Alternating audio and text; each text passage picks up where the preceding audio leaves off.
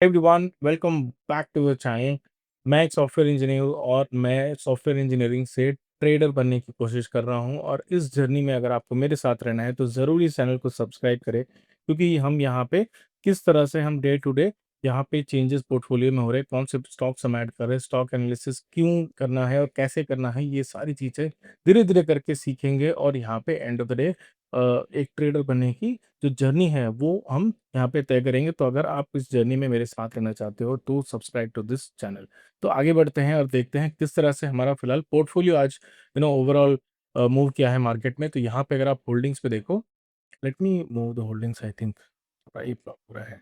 If I move it here, या तो यहाँ पे अगर आप देखो तो यहाँ पे ओवरऑल होल्डिंग्स पे अगर आप देखो तो टोटल पीएनएल है वो अराउंड 26,000 है और जो मनी इन्वेस्टेड है वो अराउंड 8.33 इन्वेस्टेड है और अभी फिलहाल करंट वैल्यू 8.6 लाख के आसपास है। 700 रुपये कम आप जोड़ लो।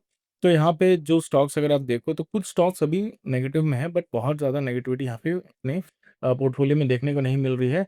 सबसे ज़्यादा जो हमें अभी प्रॉफिट मिल रहा है वो आई थिंक सीमेंट्स में मिल रहा है। तो अगर आप सीमेंट्स को देखो, सीमेंट्स को देखो तो यहाँ पे सीमेंस का वीकली चार्ट देखो तो बहुत ही अच्छा फिलहाल यहाँ पे सीमेंस का वीकली चार्ट दिख रहा है। और यहाँ पे अगर आप देखो तो हमारा जो टारगेट है यहाँ पे वो अराउंड 35% का है, लेकिन धीरे धीरे करके हम यहाँ पे ट्रेलिंग स्टॉप लॉस सेट करना शुरू करेंगे। अगर आप देखो करेंटली अराउंड 7,100 रुपीज़ के प्रॉफिट में है, जो इन्वेस्टेड है वो 93,000 है।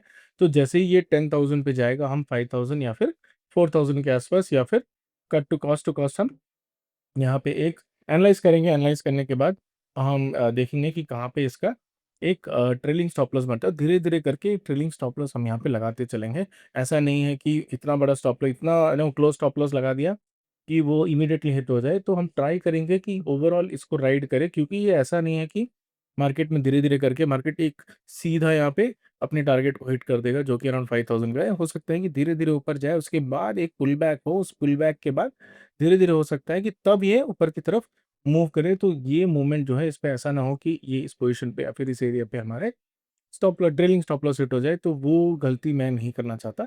इसीलिए मैं कोई भी स्टॉप लॉस जो है फिलहाल सिस्टम पे नहीं लगाया मैंने, कोई जीटीटी ऑर्डर्स भी फिलहाल सेट नहीं है। हम देखेंगे किस तरह से यहाँ पे ओवरऑल पोर्टफोलियो परफॉर्म करेगा। और एक स्टॉक जो है व्हिच इज़ एलन।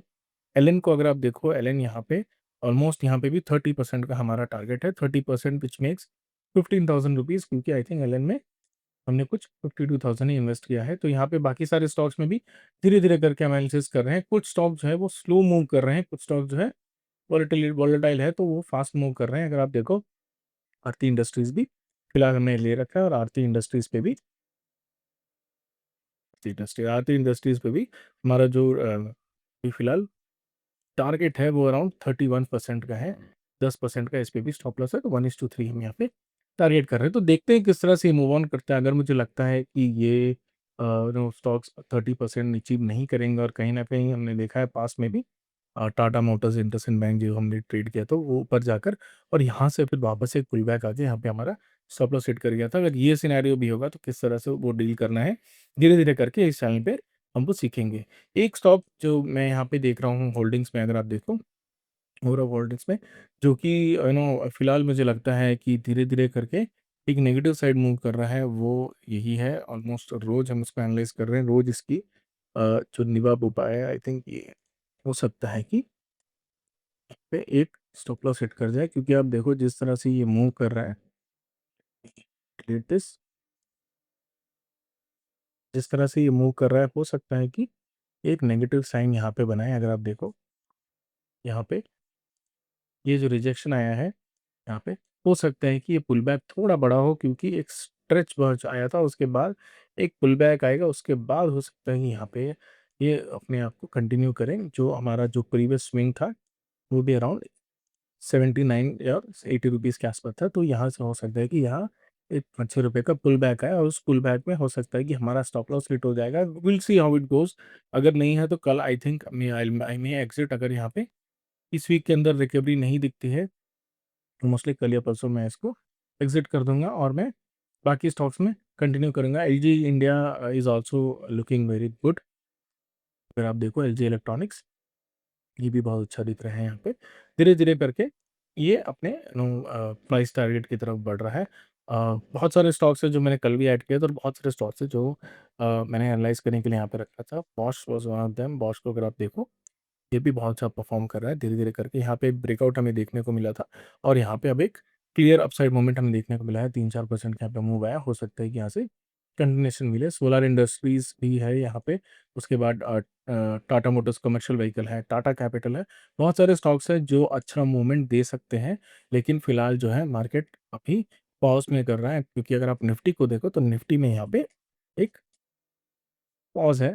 अब निफ्टी का जब तक वीकली कैंडल एक स्ट्रॉन्ग कैंडल हमें देखने को नहीं मिलता है पॉज़िटिव साइड, तब तक यहाँ पे कोई अच्छा मूव नहीं आएगा। एक स्टॉक जो मैं और देख रहा हूँ जिससे आपको फ़िलहाल दूर रहना चाहिए, व्हिच इज़ एनएसडीएल। मैं देख रहा हूँ बहुत लोग बाय ऑन द डिप यहाँ पे सजेस्ट कर रहे हैं, but I would say strongly कि एनएसडीएल से अभी फ़िलहाल दूर रहें, क्योंकि अगर आप देखो बहुत ही क्लासिक पैटर्न है। यहाँ पे मार्केट एक बार अपने सपोर्ट को हिट किया, ऊपर गया, फिर से पुल बैक आया, फिर सपोर्ट किया, लोअर हाई गया, फिर से नीचे आया और फिर इसी एरिया के आसपास ट्रेड कर रहा है। तो जब भी एक स्टॉक आपको उसके सपोर्ट के पास से ट्रेड करता है, उसका मतलब होता है कि स्टॉक में वीकनेस है और इस सपोर्ट को धीरे-धीरे करके वो वीक कर रहा है और उसके बाद हो सकता है कि और एक पुल नीचे की तरफ जाए। सिमिलरली अगर आप देखो और एक पुल नीचे की तरफ जाए और यहाँ से हो सकता है कि इस एरिया में ये कंसोलिडेट करे और उसके बाद आपको एक अच्छा रिकवरी यहाँ पे देखने को मिल सकती है। तो फिलहाल मैं बोलूँगा जब तक ये 900 का जो रेजिस्टेंस है उसको क्रॉस नहीं कर दे या फिर 1000 का रेजिस्टेंस 1000 के ऊपर अगर निकल जाए तो बहुत ही अच्छा होगा। लेकिन फिलहाल आई थिंक यहाँ पे जब तक ये फिर से एक स्विंग बना के 1000 के ऊपर नहीं निकलता, यहाँ पे जो एक्यूमुलेशन है वो फिलहाल डिस्ट्रीब्यूशन ज़्यादा है एक्यूमुलेशन से, एक्यूमुलेशन कम है और डिस्ट्रीब्यूशन ज़्यादा है। तो यहाँ पे डिस्ट्रीब्यूट होके ये हो सकता है नीचे की तरफ फिर से एक स्विंग बनाए। तो एनएसडीएल से फिलहाल दूर रहें। अगर आपको कोई भी बोलता है कि बाय ऑन द डिप करो तो ये अच्छा नहीं है। और I think one more stock यहाँ पे मैं फिलहाल प्लान कर रहा हूँ बाय करने का धीरे-धीरे करके।